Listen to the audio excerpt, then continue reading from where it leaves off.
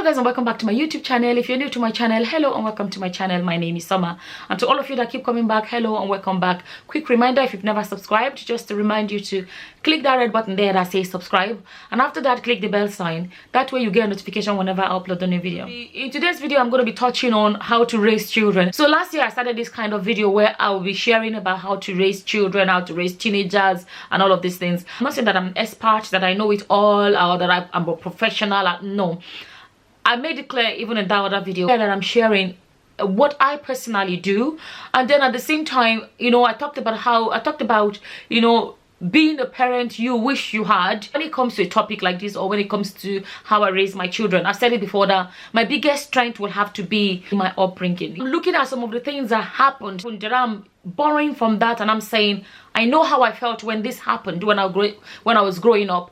I wouldn't want to do the same, you know. And last time I made a video about talking about communication, you know, I felt like there was so much that was not communicated. You know, parents did things and we didn't ask questions, so children get smacked or disciplined, or, you know, shouted at for reasons that they do not understand. Like, for example, if you're gonna discipline a child for something, let them know why they are being disciplined so they can learn from the experience, but not just doing it because I'm the parent, whatever I say goes. Or if you tell a child not to do something, making sure you explain to them why you don't want them to do something. Sometimes our African style can be like, don't question your parents, whatever they say goes. But the truth is this: if you're going to tell a child not to do something, it's good to teach them why they shouldn't do it. So it's no longer I'm not doing it because my daddy said or because my mommy said, but they're not doing it because they know the reason why it's not a good thing to do. I made that video. I will try and link it in the description box, so if you want to check that out, you can check it out. And as always in a video like this, like I said, I'm not an expert. Everybody is free to chip in and add their opinions or whatever in the comment section below. We're all learning. Every day we all learn. So today I want to focus on something that I think it is the big thing. Like, it is like one of the biggest things that if parents can grab hold of this, it will prevent a lot of friction between parents and children. It will prevent a lot of the conflicts and all the, you know, a lot of the disobedience and a lot of the, you know, whatever. It will prevent that a lot. So what am I going to talk about? I'm going to talk about parents separating their lives from the life of their children. Wait for it. Parents separating their lives from the lives of their children. Realizing that your child is an individual, just like you are an individual. Really wait and understand what I'm trying to say. Okay, what am I trying to say? You have to see your child's life like this. It's like, imagine the child's life like a sheep. You know, let's imagine a sheep sailing in the sea, right? You are the captain. At the moment when the child is born, you are the captain. So see it this way: the ship belongs to this child, but when the child is born, the child cannot sail the ship yet. The child cannot captain the ship yet. So that's why when the child is born, the child is fed and nurtured. Everything is done for the child. As the child gets older and older and older, the child gets to the point where the child can captain his or her own ship by herself or himself. That is why at the point where they can't do anything themselves, you are doing it for them. You are doing it in preparation for when they can captain their own ships. I really want you guys to understand what I'm trying to say. You are not the owner of the ship. The child owns everybody is an individual. The child's life is like that ship sailing in the ocean or whatever. But at the time, the child cannot captain their own ship. And you are going to captain it until that child is ready to captain this ship. And when the time comes, you should be able to take your hands off and say, yes, it's your ship, take over. But how do you get to the point where the child can take over the ship? You prepare them. That's why, think about it. When the child is still needing to be fed, you're feeding the child. And then the child learns to feed him or herself. And then the child learns to crawl. And after that, the child learns to walk independently. Everything is being, your child is getting all the help to graduate to this one and graduate to that one. As a parent, you have to realize that fact that your child's life is their life. The sheep is theirs. They are not able to captain their own ship themselves. That's why you're doing these things for them. But at the same time, you're training and preparing them to be able to captain their own ship. And when the time comes, you should take your hands off and say, yes, I have prepared you and trained you to be able to captain your own ship. Here is your ship. Go ahead. The same thing. It is your life. Go on and live your life.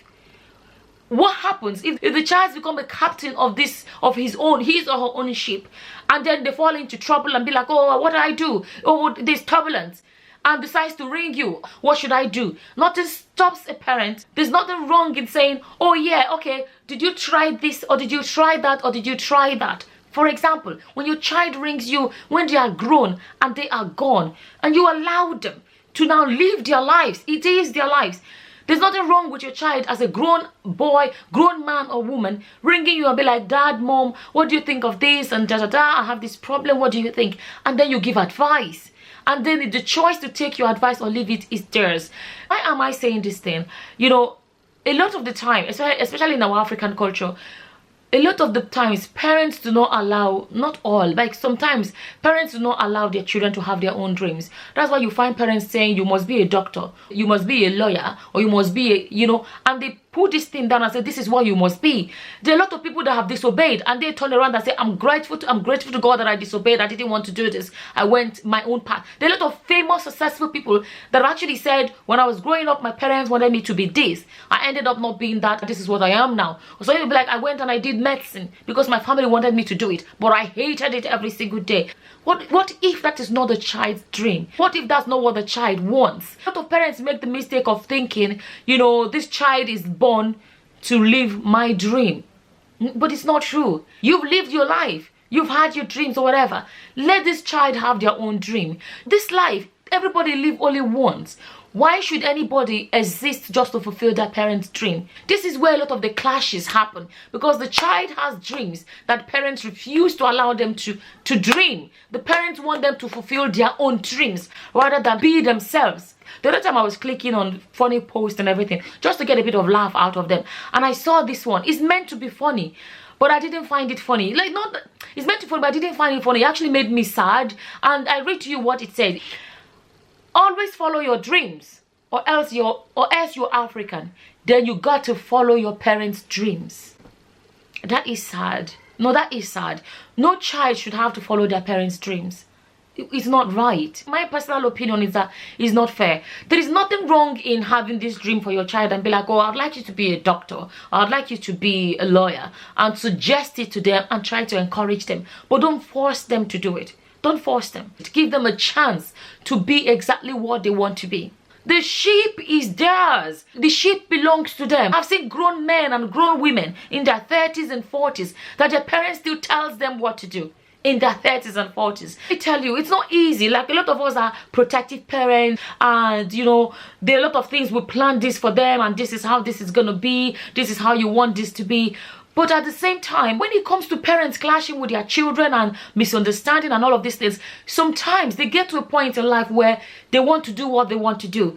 And for them, you become like, how do I say? For them, you become like an obstacle to their happiness. You become like an obstacle to their joy and, you know, the exciting things in life. A lot of the time, a lot of parents can be very overprotective, and because you want the right thing for your children. But make sure they understand that, you know, because sometimes they do not understand that. And you know, in the last video, I was talking about how sometimes you can end up making it be like, whatever I say, go. So it becomes, I'm doing this because my father said so. I'm doing this because my mother said so.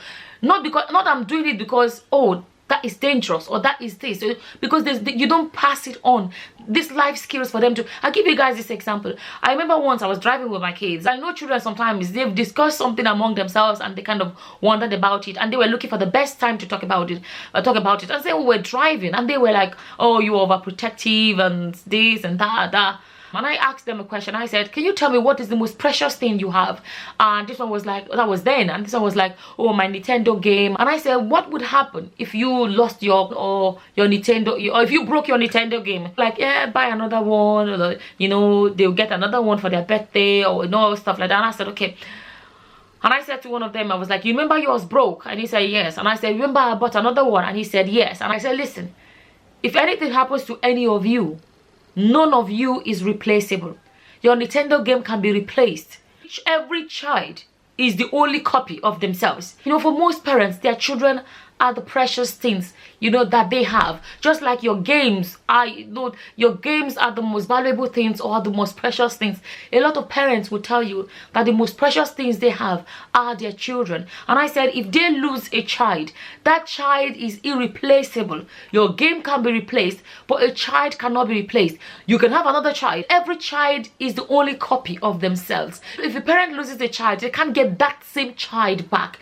When parents are protective, it's simply because their children are the precious things that they have, and the children are irreplaceable. That was the last time I heard any of them talking about being overprotective, because you see, that is how they felt, like, oh, I was just overprotective. I had to explain so they understand where I'm coming from. When I, you know, they have friends that the parents open the door and let them out in the morning and they come back in the evening. You know, every parent is different. But when I am doing my things the way that I do things, they now understand why I do what I do. You know, I remember growing up in a very strict environment where you're not allowed to step out the door, you're not allowed to do this, you're not allowed. There was just so much we're not allowed to do. And I personally found it suffocating.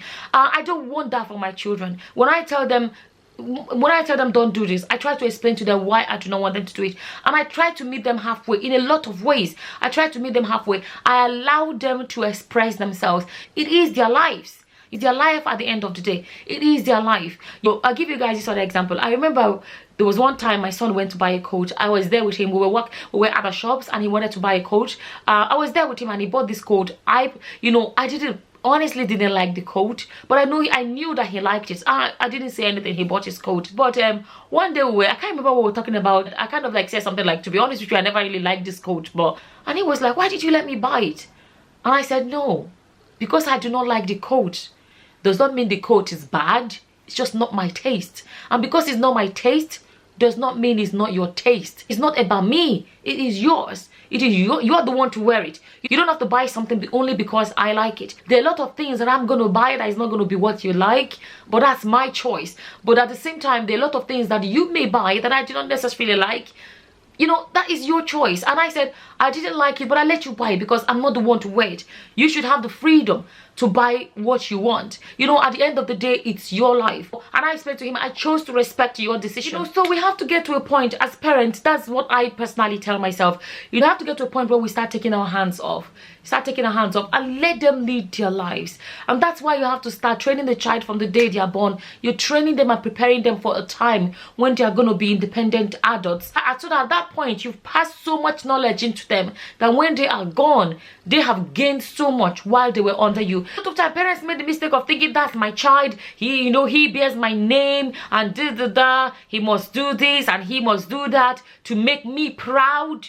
You know, I'm not saying your children should not make you proud, but it shouldn't be all about making you proud. They should do things to be proud of themselves. Parents should learn to a great extent to accept that it is this child's life, it is my role and my responsibility to bring them to the point where they can take over with that. Well, that's what I'm talking about, captain, being the captain of the ship. When they are still little, you are the captain of the ship until they are old enough and ready to take over being the captain of their own ship.